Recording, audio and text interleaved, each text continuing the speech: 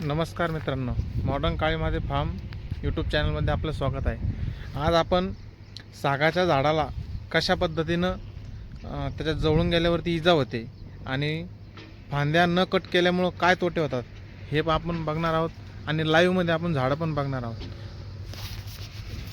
हे बघा, या सागाच्या झाडाला हे खोड आहे, हे खोडावरती व्यवस्थित आपण ध्यान न दिल्यामुळं हे खोडाच्या आपण फांद्या कट केल्या होत्या।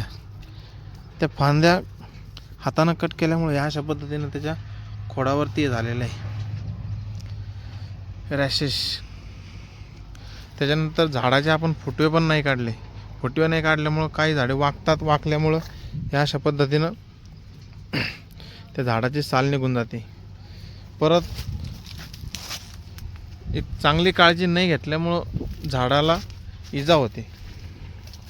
हे बघा, आपल्या बांधावरती सागाचे झाड आहे। बांधावरती पण सागाचे झाडं चांगल्या पद्धतीने येतात। हे बघा, आपण कशाच्या कशा तरी फांद्या मोडून काढल्यामुळं व्यवस्थित त्याचं खोड बनलं नाही। हे बघा, जास्त फांद्या आल्यामुळं पूर्ण झाड एका साईडला झुकतंय। एका साईडला झुकल्याच्या नंतर त्याला या अशा पद्धतीनं वाक येतोय। आता त्याला गेरू आणि चुना लावावा लागेल, त्यावेळेस कीड याच्यातली नष्ट होईल।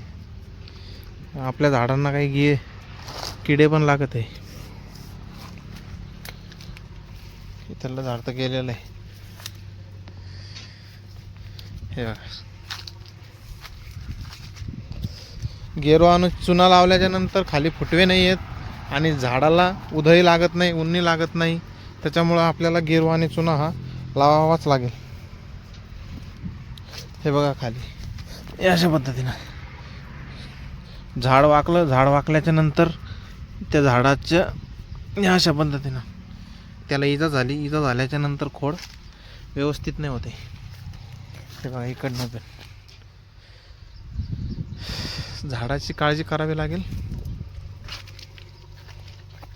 हे दोन फुटवे आल्याच्या नंतर, झाडाला दोन फुटवे आल्याच्या नंतर वरचा शेंडा उडून गेला आणि साईडनं जे दोन शेंडे आले त्याच्यातली एक शेंडा पकडला। एक शेंडा पकडल्यामुळं इथून खालून इथपर्यंत इथून दोन शेंडे आले, इथून दुसरा शेंडा पकडला।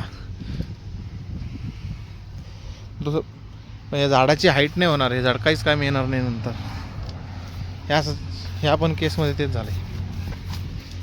तर अशा छोट्या छोट्या चुकामुळे आपलं नंतर भरपूर नुकसान होऊ शकते। अशा पद्धतीने हा व्हिडिओ इथंच समाप्त करू। काही गोष्टी आपण पुढच्या व्हिडिओमध्ये बघू।